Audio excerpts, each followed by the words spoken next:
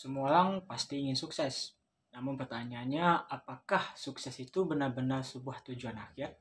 Nah, untuk melihat itu, mari kita coba bahas di video kali ini, teman-teman.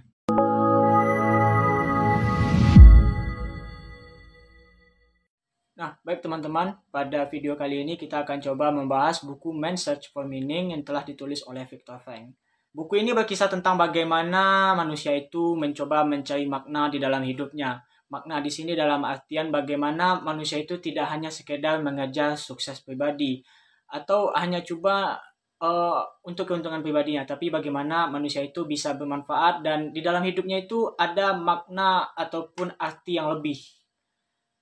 Mungkin konsep ini akan lebih mudah dijelaskan oleh Bob Buford di dalam bukunya Halftime, Moving from Success to Significance. Nah, jadi di sini ada dua konsep yang bagus, teman-teman. Konsep itu adalah success dan significance. Nah, jadi sukses ialah menurut Bob Buford bagaimana kita menggunakan ilmu dan juga pengalaman-pengalaman kita untuk kepentingan pribadi. Sedangkan significance, makna, bagaimana kita menggunakan ilmu kita dan juga pengalaman kita untuk orang lain dan juga kebermanfaatan bersama. Nah, jadi menurut Viktor Frankl, teman-teman, untuk mencari makna dan kebermanfaatan itu setidaknya ada 3 sumbernya. Yang pertama itu di dalam cinta, kepedulian terhadap orang-orang lain. Yang kedua di dalam kerja, bagaimana kita melakukan hal-hal yang penting di dalam hidup kita. Lalu selanjutnya adalah penderitaan yang tak terhindarkan, yaitu cobaan-cobaan yang ada di dalam hidup kita.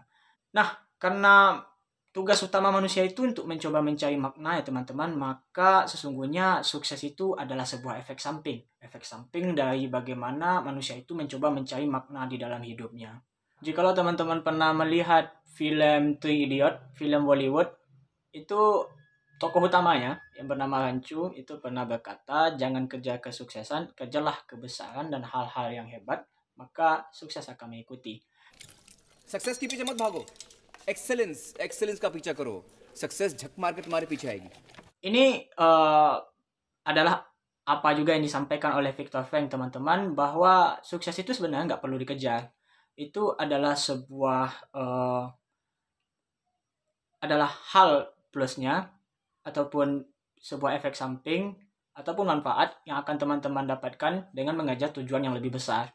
Jangan pernah kejar sukses, tapi kejarlah hal-hal yang lebih besar, hal-hal yang memiliki makna. Nah, di sini Viktor Frankl bercerita, teman-teman, bahwa kebebasan manusia itu semuanya bisa direnggut kecuali satu hal, yaitu kebebasan manusia dalam menanggapi atau merespon sesuatu.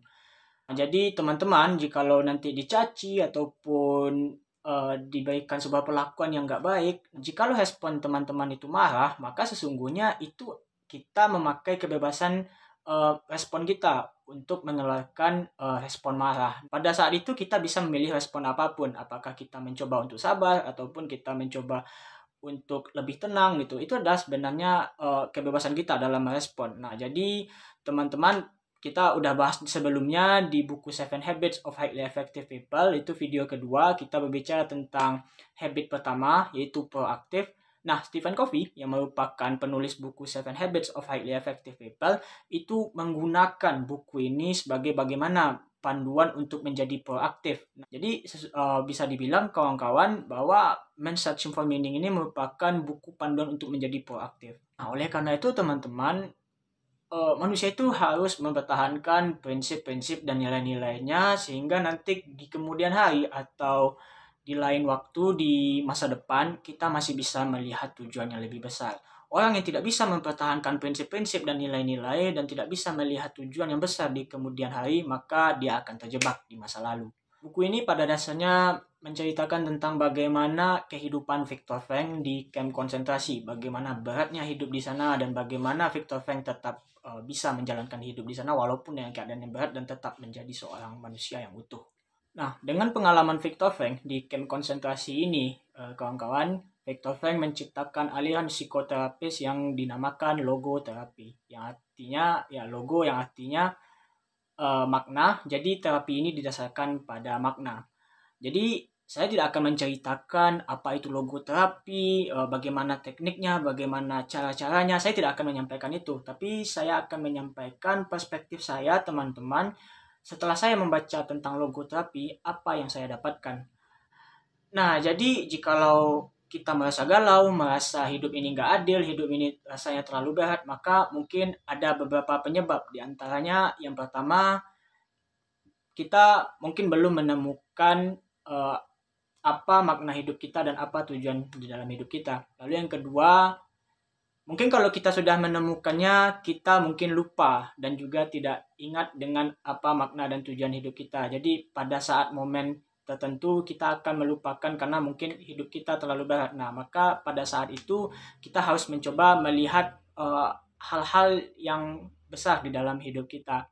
Nah, jadi nggak semua masalah itu perlu kita hadapi dengan ya jalan-jalan sepuasnya, makan sepuasnya, enggak harus kayak gitu.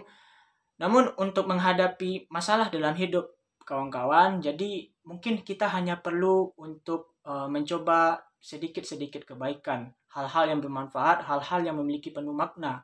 Nah, itulah yang akan membuat hidup kita terasa bermakna dan juga nantinya itu juga yang akan membuat kita menjadi lebih tentram. Baik kawan-kawan, itu yang bisa saya sampaikan tentang apa perspektif saya setelah membaca buku Man's Search for Meaning. Jikalau apa yang saya sampaikan membuat teman-teman tergugah untuk membaca buku ini, maka ya saya akan merasa sangat bangga karena bisa membuat teman-teman untuk membaca buku ini. Dan tentunya kedepannya mungkin kita akan bisa berdiskusi lagi. Sekian teman-teman, terima kasih.